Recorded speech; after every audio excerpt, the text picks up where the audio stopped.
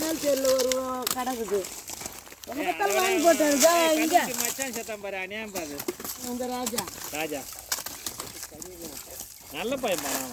அதுல இருக்கிறவன் வந்து கண்ணுக்கிட்டையும் அந்த சேகர்னா அப்படியே உட்காந்துக்கிறானுங்க 2 பேரும் காலையும் நல்லா ஓஹோன்னு வந்தாப்புல அந்த ராஜா அப்படியே கழிச்சிட்டு போயிட்டா நம்மளை வச்சுட்டு போமான்னு ஏய் கஷ்டப்படுறேன் நீங்க அந்த மாதிரி ஒரு ஒன்று போகுது பாரு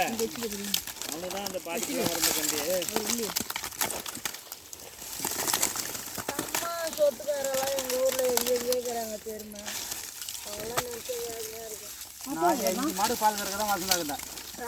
5 மாடு நான் இப்போ வேக்கிற விளையாடுறா ஓட்டிட்டுருந்தா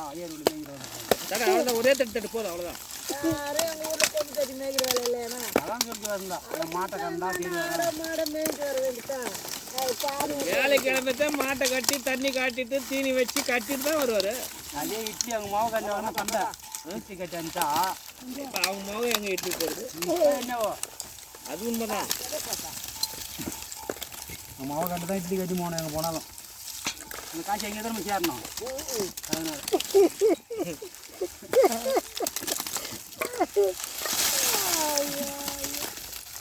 என்ன மனுஷன்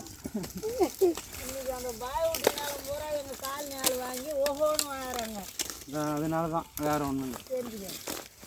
இதுமாரி சரவண அண்ணா ஒரு காலத்தில் வாழ்ந்தார் ஒரு காலத்தில் காய்ந்துட்டார் அப்படிதான் போகும் இவனு தாண்டி சொல்லலாமா நேர காலம் கொண்டு முடிஞ்சு வேறங்க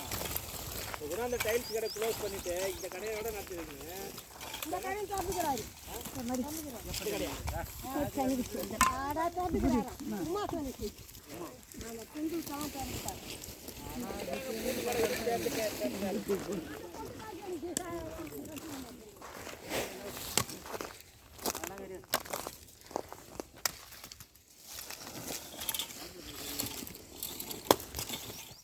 ஆனால் இது மாதிரி பணம் 1000 அப்போ வந்து இருந்தால் காலனிக்காரன் வாங்கிட்டு இருப்பாங்க அந்த ரைஸ்